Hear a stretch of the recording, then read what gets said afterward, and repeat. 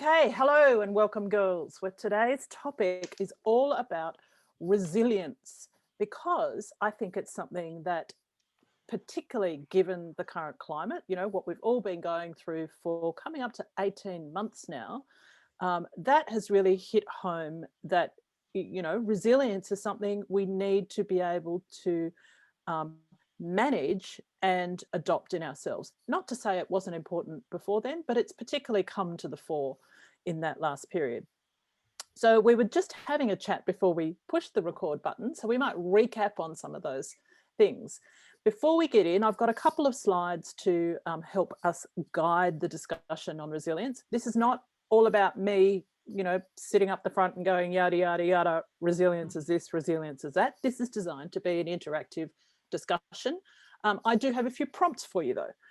So what we were talking about just before we hit record was one of the things that I think is really important is that resilience is not taught. Resilience is learned. It's not something that as a child you are taught in school how to deal with the ups and downs of life, unless you have parents that were, taught you this kind of thing, or a role model in your life, an authority figure, a friend, a family member, maybe you went to a church group or someone there was a major figure in your life. Unless you were taught this by someone else, it's kind of something you've had to discover on your own. You've had to work it out yourself or learn by reading or watching videos, etc. And I really think there's been a problem in the last little while with the way kids are taught in school. The fact that the thinking that everyone gets a prize just for showing up. Now, that's not teaching resilience. It's a nice concept and it makes everyone feel included and everyone feel valuable. I'm not denigrating that. That is actually really important. But what it doesn't do is prepare kids for when they get out into the real world, because we all know that's not how life works. You don't get a prize just for showing up. Things are going to happen and they're going to be not to your liking, and you need to learn how to deal with it. Now, I think, Danielle, you had a comment along those lines about resilience. No, I was just mentioning about how we taught our children resilience. Well, actually, it's really a responsibility for their action. And what we taught them, they had a chore at home to do, like, Thursday nights was taking out the bin, for instance. And one time, the boys forgot to do it. So I said, okay, well what's going to happen? Well, guys, you're going to have to fill it up or fill those bins up with the neighbours' bins, which was quite embarrassing for them. Anyway, they filled it all up, and which they did complain. And then I heard them the next time, "Oh, Joseph, come on, it's bin night. We've got to get them out quick," because, you have to pay the consequences of sticking out all the smelly bins in the neighbours' bins. That's just one little incident. There's many others, like they didn't wake up in the morning sometimes for school, so I'd have to drive them to the bus stop, and here I am nagging them to hurry up. And I thought, no, this is ridiculous. Stop it. They're not going to learn to be on time for work and all that later on. So what happened? I told my son, no, okay, next time you don't wake up in time, you're going to walk to the station. You're going to catch the train. He has to catch the train. He had to catch the bus to get to school. And then he said, oh, no, Mum, you're not going to let me do that. Look, it's raining. It's raining. I said, I'm sorry, Simon, I warned you. That was it. One warning it takes. Yeah, there are consequences. So let's have a look now at, just hang on a second, at what is resilience. So what does it mean? Is it any of these things? Is it about self-care? Is it about flexibility? Is it about a positive mindset? Is it about being okay with ambiguity? Who else has something that resilience could be about? What does it mean to you when I say the word resilience? It's believing that you can cope. It's setting a belief mechanism. Yeah, absolutely. So believing you've got the resources to deal with whatever it is that comes along. Mm. Anything else, Ilona? What does resilience mean to you? I learned one expression. It's easy. And if I use that expression, even if it is, excuse my words, shitty hard, I thought, it's easy. And oh my God, looking at the ceiling, and then you do it. You just do it. It's easy. And once, everybody knew that that's my thing. It's easy. And once I told, oh my God, it's hard. It's really hard if you say so. So I stopped that. It's easy and we shall see how we work it out. And that's what I see, that Gladys is working like that. I know that it's bloody hard.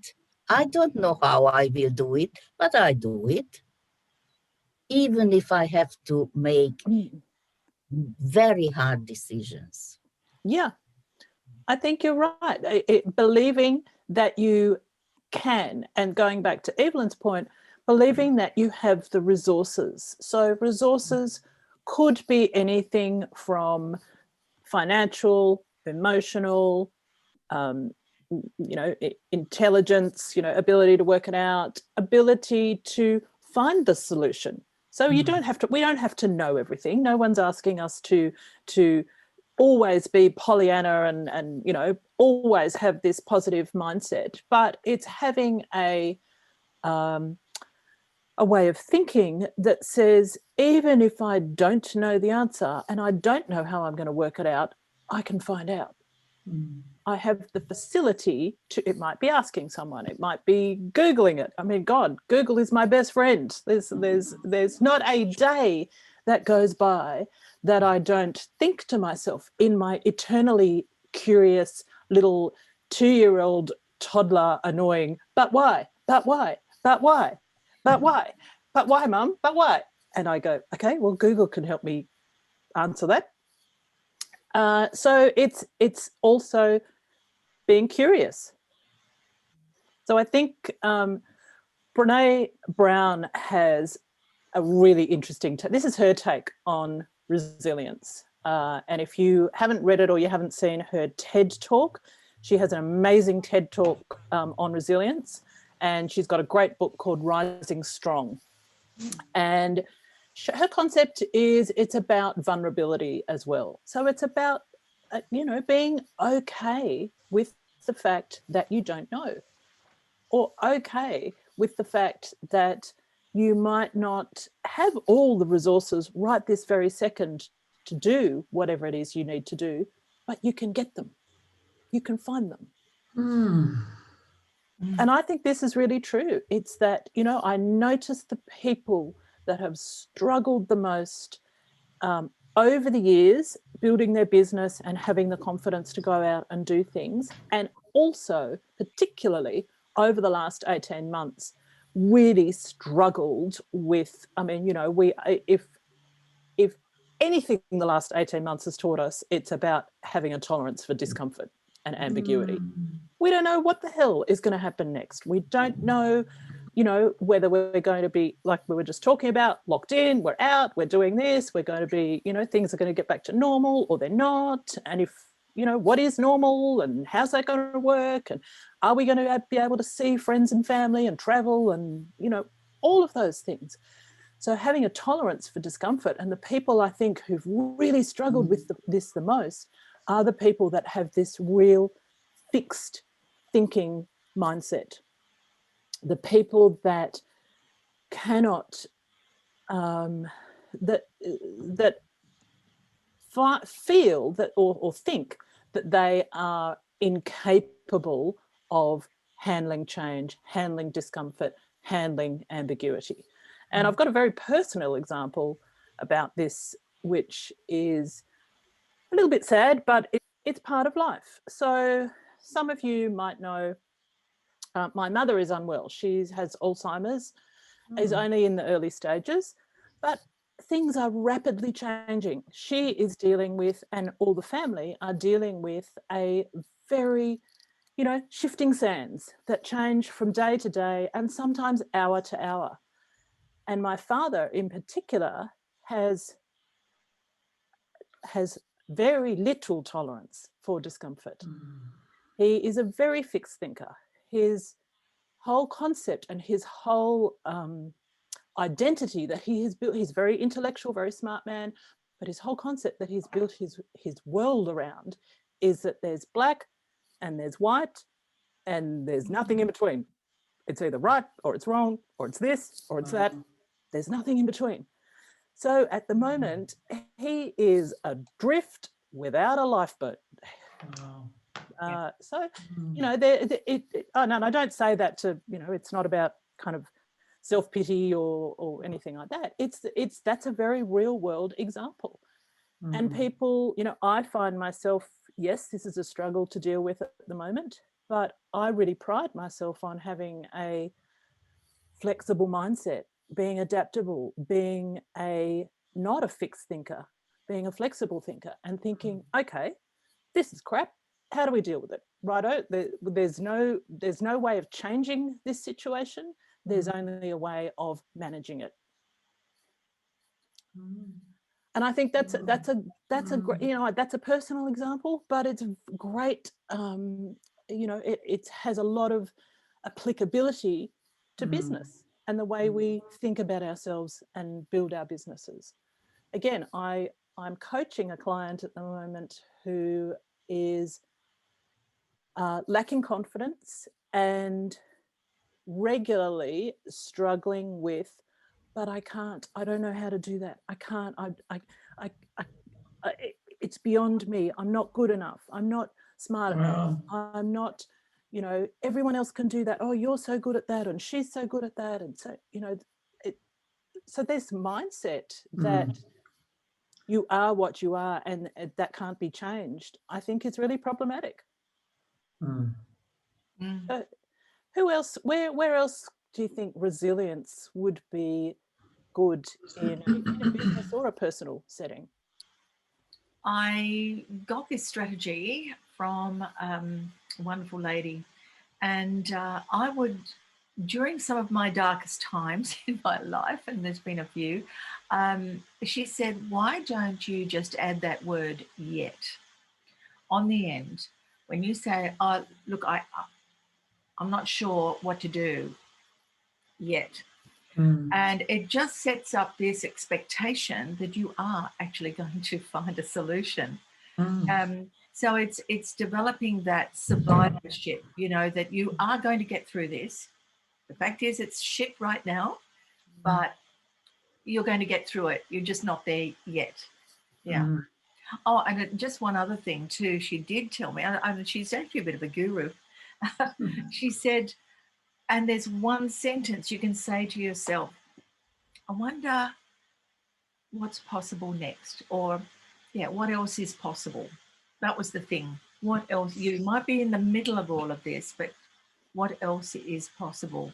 It does something to your psyche. It's just that gives you that hope that there is something, but you haven't found it yet. Absolutely. Thank you for that. Yeah. Ilona. Doubt that if I say stand up just one more time, just this time, okay, just one more time, and I don't know how many one more time I had in my life, but it's manageable. Once to get up again, then it's easier than, oh my God, how I will do that. Just this one. Yeah. One more time. Yeah. And it's the details. I think that's really important. And there's a great quote along those lines. I will try and think of who said it so I can attribute that. But there's a great quote that says, you don't have to see the whole staircase. Just see and take the next step. Step by step. Just step by step. Yeah. just go to the next step. So exactly what you were saying, Alona, you know, just if the thought of everything is so overwhelming, well, just get up today and see how you go. You know, take Emma, yeah, it's like a yard is hard, but an inch is cinch. So True. take that step by step. Yeah, so true. And it's all these little things that I think resilient people tell themselves. So those to me are resources. They're mental and emotional resources that we have that allow us to do that. I teach my children also, you know, when they say, I can't do it. I said, there's no such thing as I can't. Yep. You don't want to do it. You can do it. Absolutely. And again, another quote or a very cliched saying, that lovely Henry Ford one, you know, whether you think you can or you think you can't, you're right. You know, if you believe that you can't do it or you won't succeed, or, you know, all of those things that I hear people tell themselves, and I think to myself, no, you're sabotaging yourself. You know, I don't have time. I don't have the money. I don't have the energy. It's hard. It's, you know, other people can do that. I can't do it. I'm stupid. You know, I could never learn that. It's too complicated. It's too much. You know, really? Is that really the way you want to drive the vehicle that is your life? What if you turned that around and said, like Evelyn said, you know, I don't have the time yet. I don't have the money yet. I don't have the resources yet. It sets up the fact I don't right now, but I will, and I can make it happen. And again, without being kind of too Pollyanna about things, it's not about always being, you know, on top of everything. It's about being curious, you know, and I think that is that antithesis to the fixed thinking. So what's going on? Again, this is more of Brene Brown's stuff. If you haven't read it or seen any of her stuff, I urge you to have a look. Her TED Talk is one of the most viewed TED Talks of all time on vulnerability, which incorporates, and she, you know, encapsulates all of this resilience stuff. And as we all know, you know, a good little 15-minute video, not a long session, but some great tips here. And this is hers as well. So it's some of her tips for feeling less vulnerable and more resilient are just saying to yourself, okay, what is going on? Being okay with discomfort. What am I feeling? What's driving it? How am I responding to it? Being a bit more present and a bit more aware of what's going on in your life, rather than just being this. I don't know whether you've ever noticed, this to me is a great analogy in nature for stress. Have you ever seen in your house? In my house there's plenty, because I'm not a great housekeeper, so there's dust and there's some cobwebs and things. You ever seen a daddy long legs in a web? And if you get near them or you touch their web and they feel that vibrations, they start doing this. They spin like that, and they go into this absolute, you know, kind of state. Frenzy. Absolutely, thanks. Frenzy. And that, I think, is a great analogy of when you're not aware and you're not present and you're faced with some kind of stressful situation, you can get into that just autopilot. Oh my God, how am I going to deal with this? You know, the breathing, the whole physiology, the thinking, oh my God, the fight or flight, the adrenaline, the cortisol, all of those things that are actually not helping the situation, rather than,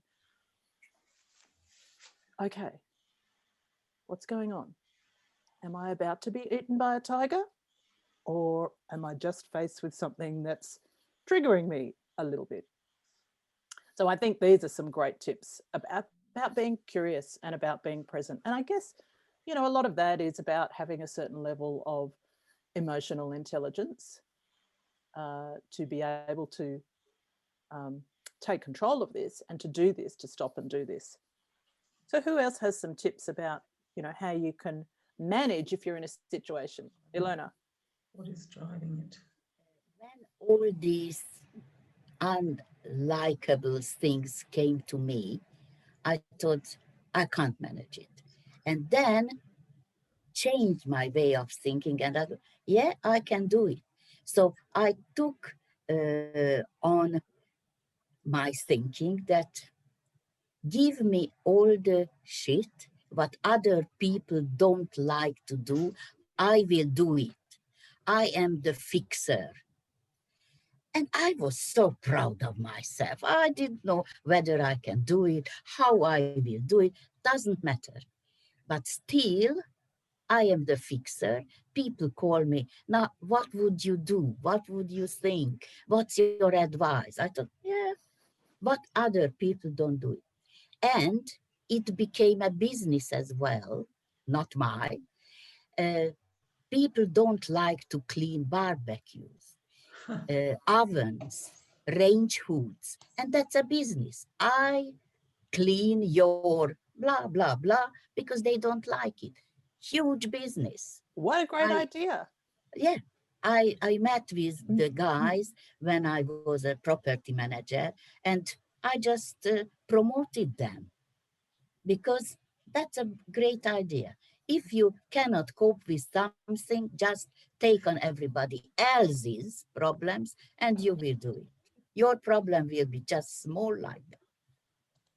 Yeah. Great concept. Hmm.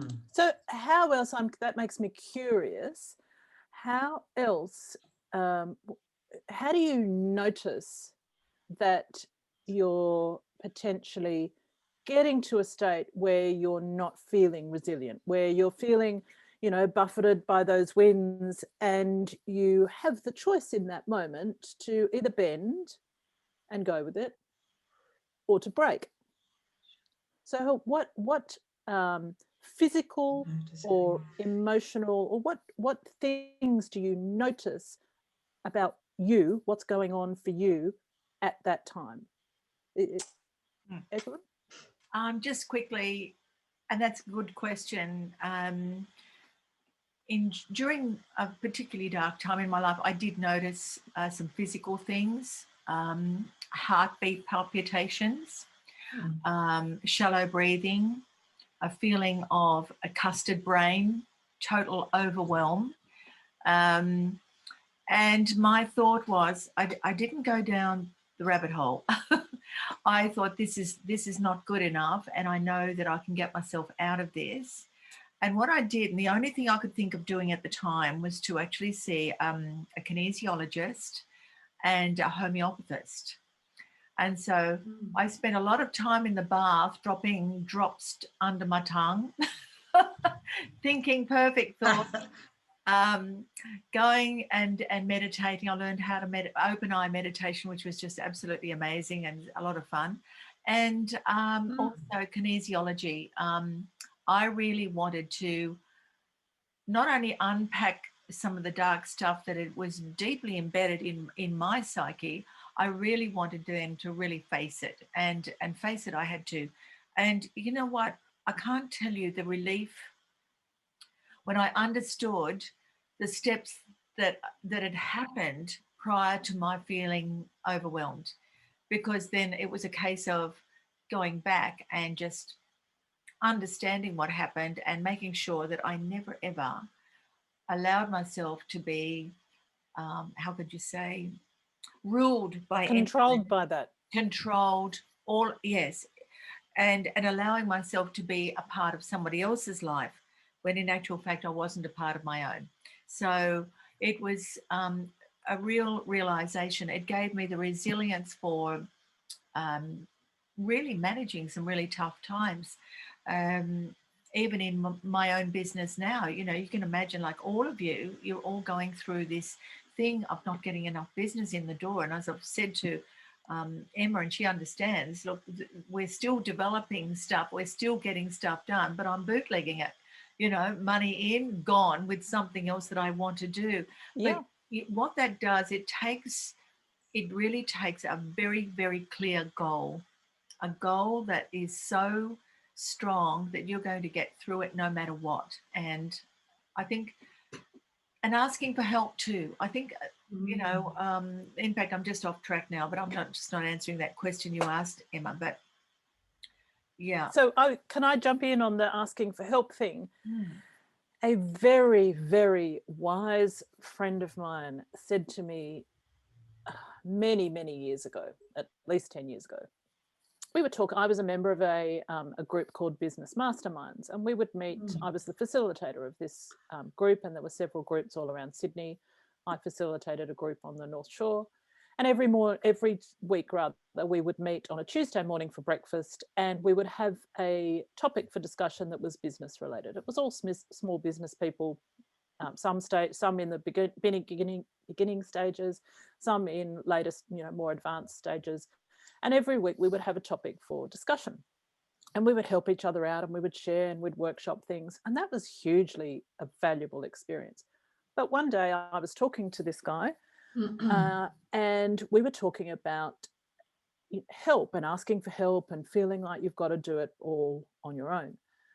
And I was saying something along the lines of, I'm fiercely independent and I love to, there's a line between believing that you can do it all and plowing through regardless and kind of starting to drown, trying to do it all but not asking for help. And I said to him, I really struggle with asking for help. It makes me feel uncomfortable. I feel like I'm, there's an obligation to people and I don't want to put people out. And he said, he said, that's really interesting. He said, let me put it to you this way. I actually challenge you on that. And I think that's a really selfish mindset. And I went, ooh, okay. Wasn't expecting that.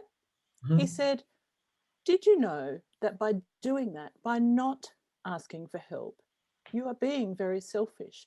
You are depriving the people who care for you and want to support you and want to be around you of helping you do something that you can't do or that you need help with. They want to help you. They're invested in your success. You are depriving them of doing that by not asking for help. And I went, oh my God, that's a revelation. And that has stuck with me for years and years and years. And I would like to think that I'm much better now, perhaps not always perfect, but much better now at putting my hand up and saying, I need help. Not waving, drowning, hello, need some help. So I think that that is part of it. And recognizing when you're starting to get to that point. So I know for me, something I've only realized not that long ago is that when I'm stressed and when I'm starting to feel overwhelmed, my digestive system starts to play up. And I find that I'm not digesting food properly, and therefore I'm not getting the nutrients, and therefore it's affecting my energy, and therefore it's affecting my head. And there's a strong mind gut connection, and in fact it's said in a lot of circles that the gut is a second brain. So for me, when I start to notice that happening, I go, okay, that's my body saying to me that there's a level of stress or a level of overwhelm or a level of something going on that needs addressing. And, I consider myself a pretty self-aware person, but this only hit me fairly recently. And I went, oh my God, okay, light bulb. So who else has something that happens to them physically that they notice, I need to maybe take some self-care, some time out, change something, look at my thinking, look at my situation. Does anyone else have something physical that happens to them that draws attention to that? To be demanding, you have to bring up your children, you've got to be demanding, but with a lot of affection. Okay. So, and I thought, how do you do this? How do you balance the two in being demanding, but with a lot of affection?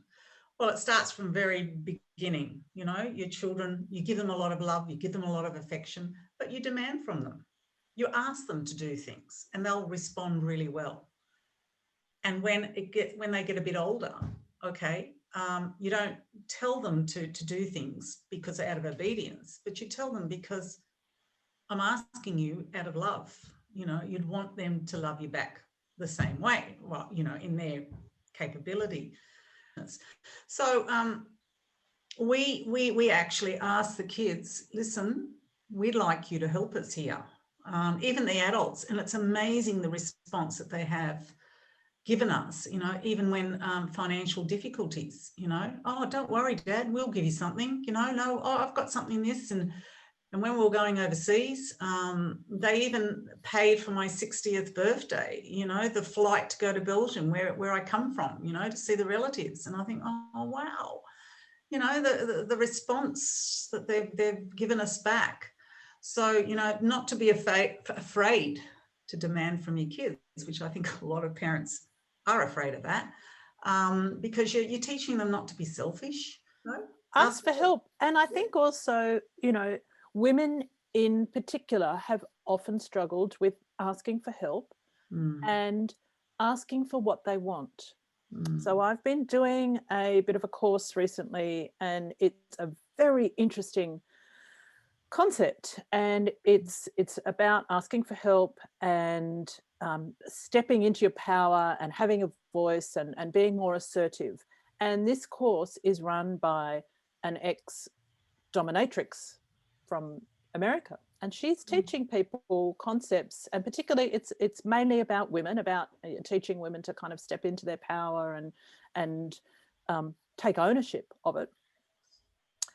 And she talks about asking for what you want, and what happens when you don't ask for what you want is you actually, not only are you not getting what you want, and therefore it's a disappointing experience, but it's a disappointing experience for the other person, because like that example I was talking about before about, you know, being selfish and asking for help, people want to help you. People around you want you to be happy, just like you want them to be happy.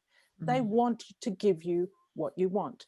So one of the examples she used in her course was, she said, okay, there's an example, there's a woman, she's having a birthday. What all she really wants is this beautiful, you know, she wants a really nice chocolate birthday cake from her partner. That would make her happy.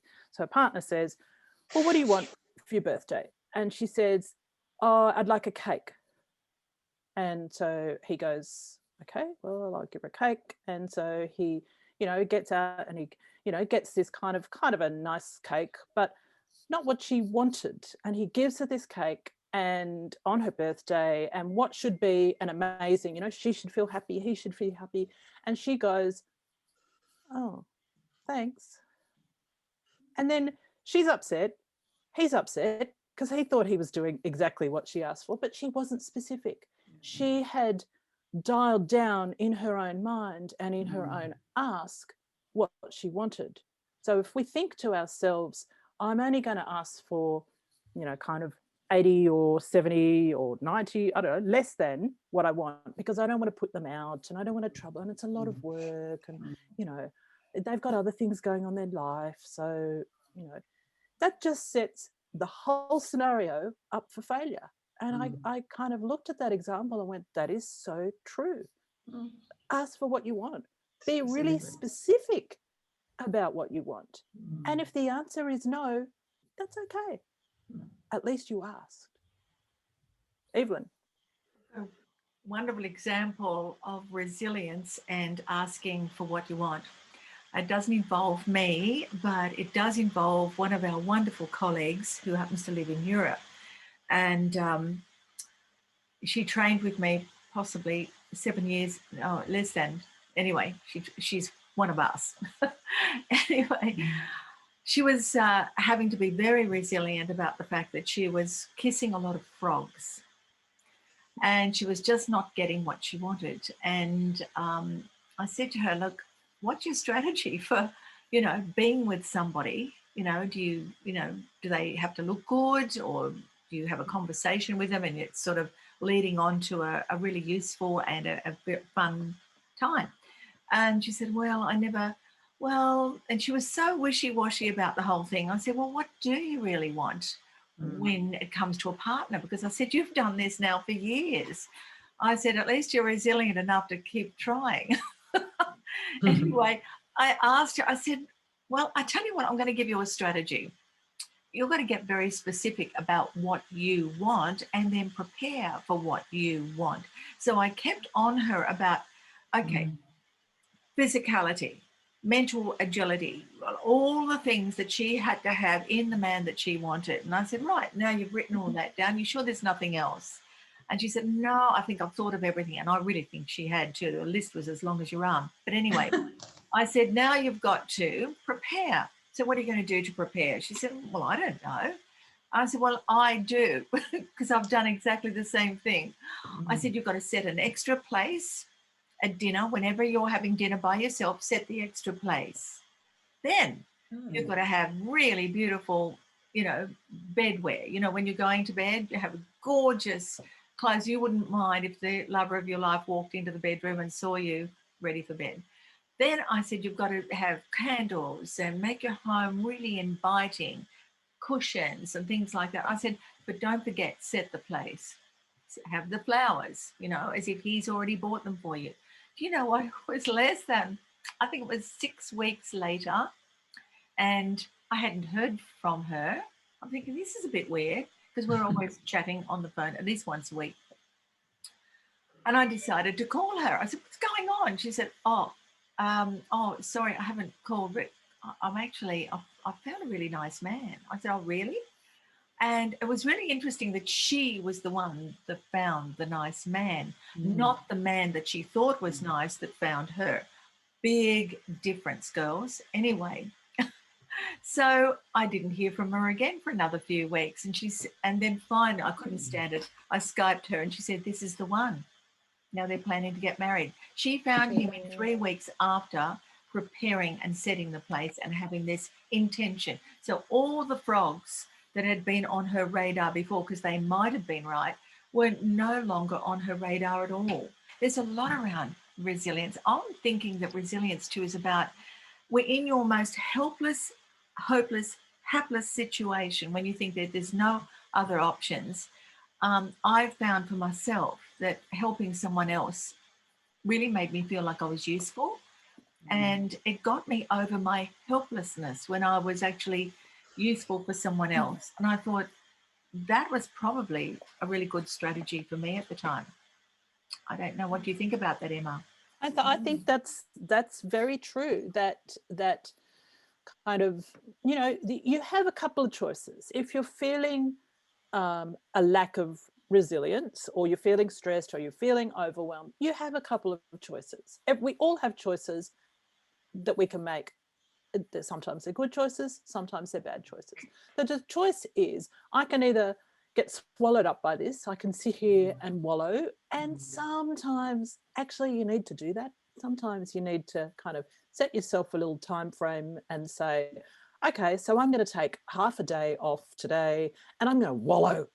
I'm going to embrace it. I'm going to, have a pajama day, and I'm going to, watch girly movies, and I'm going to cry, and I'm going to feel sorry for myself. And at the end of that half day, at lunchtime or whatever, I'm going to get up, get dressed, get on with it, and, pack up that wallowing. But I'm going to embrace that for a moment. So you have a choice. You can step down into that, or you can step up. You can say, I'm going to overcome this. I'm going to find my way out of this. I'm going to ask for help. I'm going to do something different, because what I'm doing right now isn't working. And I think we always have a choice to, to do something differently. Now, I'm just going to make a couple of comments here, because we've got, as you know, we've got Susie on the line. She said, sorry, she can't chat because there's other things going on in the room, and her partner is working, and so she can't chat. But she's posted a couple of things in the chat, which I think is great. Some things about you know, she notices her body stiffens if she's getting into overwhelm. So that stress response mechanism, you know, there's something physical going on that says, I'm getting triggered, or I'm starting to feel, you know, like that daddy long legs in the web. Playing with kids and being around them, you know, is so good for your stress levels. Same thing, you know, animals, kids. For me, it's my garden. You know, sometimes I just go, you know what, I need to get out and get my hands in the dirt. And that is, you know, even if it's just weeding and you know, being outside, for me, that I am in total state of flow when I'm doing that. There is nothing else going through my mind. There's no, oh, I should do this and I could do this, and I, you know, I've got this bill coming in and I've got this thing to do, and, you know, blah, blah, blah. You know, it's like white noise. So I think it's also about finding that thing for you, whether it's, you know, playing with a puppy, going for a walk, playing with your kids, getting into the garden. I don't know. I don't know what it is. Whatever it is for you, find that thing that helps you step outside that stress response mechanism and, you know, short circuit it. Because otherwise it can be quite easy to fall into that, you know, oh, poor me, you know, my life is shit, there's nothing going right, you know, and that's, we all know that's a downward spiral. So how about some self-care tips? We're getting close to kind of wanting to wrap this up, but let's finish off, because I think that's a nice positive note to finish off. I'd like everyone to give me their best self-care tip, either something you do or something you've read about that you haven't tried yet, but you think, oh, that sounds really good. So who's going to kick it off? I think having a massage. That'd be I think nice. massage is really great because it just releases a lot of that tension that you're not even aware of. Yeah. I get tense right across the shoulders and right in my glutes as well. Yeah. And I tell you what, that is when I have a massage, and it's very rare that I do, I should have more, but I realize, I think, oh my God, I didn't realize I was so tight and stressed in that area. Massage. Yeah. I love exercising. Veronique, my daughter, she's now doing her mastering in exercise physiology. And oh my goodness, she pumps me up, I tell you. I do have a sort of a mini gym at home. So she says, okay, Mum, what about the program? You've got to get on doing it. Oh, do I have to? All right, Veronique. Mum, 8:30, you do it. You set your time and you do it. And I tell you what, I hadn't done it for about a good month or so. And when I got back into it, I started to be more flexible, more out there. And also another mindset I really find is setting a time for prayer. I find that really helpful. Yeah, great. Some great tips. I find for me, and Susie, as you can see, has just posted a walk in the fresh air on the beach, or being home on the farm, going around the sheep with my dad, horse riding or snow skiing. Some of those things I think that just replenish, you know, when you're feeling depleted, you're feeling like that phone with the battery going, you know, low battery mode. What can you do to replenish? And yesterday I saw that my husband, who has been pretty good, but he's in the music industry, so the last 18 months for him have been really, really, really challenging. And he was spiraling down a little bit in the last few days, and he'd been lying on the lounge, you know, saying, I'm cold, you know, with the rug over him, going, I'm cold, I'm, you know, just feeling sorry for himself. So yesterday I said, right, that's it, get up, get dressed, we're going for a walk. Oh no, I don't want to do that. And unlike Danielle, I'm not a huge fan of exercise, but I'm a huge fan of fresh air. And I said, I need some sea air. I need to be near the ocean. I need some negative ions. I need some of that fabulous ozone, because, you know, that's going to make you feel better. So I said, put some clothes on. We're going for a walk. And as a special treat, I'll buy you lunch on the way home, but we're going for a walk. And he said to me, so we spent, I don't know, almost all day out wandering around. We saw whales. We went to Nora Head. We had a fabulous walk. We had a nice lunch. just takeaway. We sat over the ocean at a picnic table, and you know, the seagulls were around, and the sun was shining, and the surf was crashing behind. And we got home, and he said, "Thank you so much for that. Was really that really, you know, made a difference." So I think it's doing something different. So who else? Ilona, what do you do to kind of Talk. have some self-care? I have to talk to someone who likes me. And talk. I have these old ladies who are always happy when I call them. And they say, "Oh, you are so fabulous, fabulous, fabulous."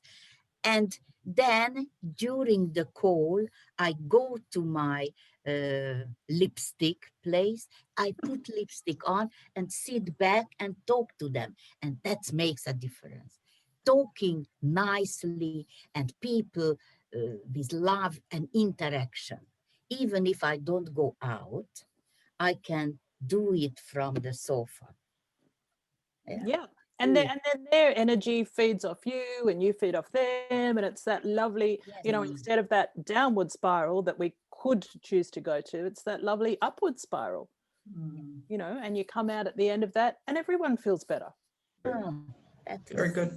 Okay, so self-care, I believe, is really important. And I think it's a shame that a lot of our society is structured around, you know, do, achieve, you know, keep going, do this, success, you know, find this, climb that mountain, continue doing that thing. And it leads to burnout. You know, there's a lot of people feeling burnt out, overwhelmed, tired, stressed, demotivated. And if there's one thing I learnt from all my years in the corporate sector, that where I left feeling like that, I left feeling completely burnt out. And I said to myself at that point, I'm never going back there. I'm not going back into the corporate sector, although I'm probably not going back there either. I'm completely unemployable these days. But I'm never going back into that mind space. I'm never going to let myself get put in that box where I don't feel there's an option, where I feel that I have to keep going at all costs, where I feel that my worth is defined by success and achievement and by things that actually weren't my values. So to me, self-care is taking that time. It's not, I don't think of it as selfish. I think of it as essential. It's like breathing. If I don't do it, I'm no use to anyone. That whole, and I was counseling a friend the other day, and she was talking about some of this, and she's feeling, hates her job, in a crappy situation. She lives down near Cobargo where the bushfires were, so she's I think suffering a bit of PTSD from that. They nearly lost their home. She nearly lost her husband. And I said to her, "What are you doing? What are you doing for you?" "Oh, I haven't got time for that. Oh, you know, do this and that and the other." I said, "You know what, babe, I've got to give you some hard advice here. Put your own life mask on first." That's If you do that, you're no use to you, you're no use to anyone else around you. Yeah, it's true. And what did she do? Help yourself. She did exactly what she has been doing. Wow. So that's it. That's okay. We have been on the phone every day for the last few days, and I will be on the phone again to her today going, "Hello, me again, that annoying little voice in your ear. Are you having some time out? Are you looking after yourself?" I'd be asking her, well, so you've been doing this over and over, and how's that working out for you? And oh, by the way, you've got this all handled. You're smart. Keep doing it and you'll keep getting the same thing. I think she needs a little bit of tough love. Tough love. Yeah. But there's one thing, look, I must admit, over the time and in some of the most challenging times I've found in my life, and it took me a while to start doing this, but I always try to find meaning for, okay, what can I really learn out of this? Is there a lesson she needs the lesson, right? It's standing right in her face. And, you know, I've done some stupid things, but there's always been some learning out of it. And as I look back over my life, some of the hardest things, losing everything, going through divorce, losing babies, everything. And there's been something that I have actually learned about myself, and there's something that it's taught me lessons. Looking back over the whole of my life, you know what?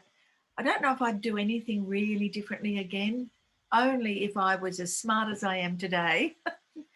And way back there in all those years ago, when that's not possible. But the fact is, I look back over my life and I think, yeah, there was meaning there, and I had to learn those lessons. So knowing that if you can actually, even in the most terrible situations you find yourself in, there has got to be something. If you can find out how does that affect your belief system, or how does that, how is that impacting on your values, and what is it that you did and wouldn't do again? There's something.